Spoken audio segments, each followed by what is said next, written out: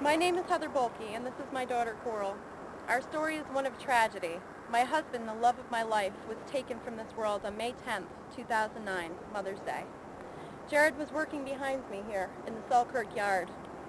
Since his death, I have been compelled to speak out about his death and the safety issues surrounding it. My husband, Jared Boehlke, did not have to die.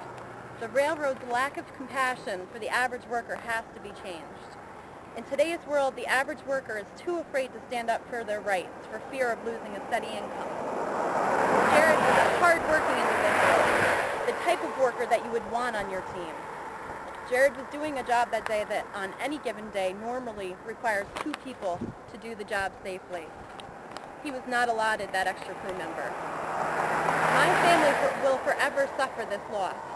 Our 3-year-old daughter will never know how perfect he was, and she will not have his loving guidance push her towards becoming a contributing member of society. He will never again tell her how much he adores her, or make her feel safe like only a daddy can. I will never grow old with the man of my dreams. We will never have the life together that we always talked about. We were just starting out, a young family. I watched my husband blossom into a great man for the 4 short years that we were married. A hard-working individual, willing to help his fellow man whenever needed. The railroad has stolen something from me that can never be replaced. Safety should come first. It should not be an afterthought. I am asking you to join with me in the campaign to stop the practice of using one-person crews. Please let Congress know that this must be stopped.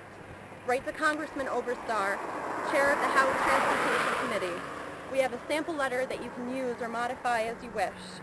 I thank you all for taking the time to become an active participant in the fight for change. Let's stand up and fight before another family has to suffer the way that my family has.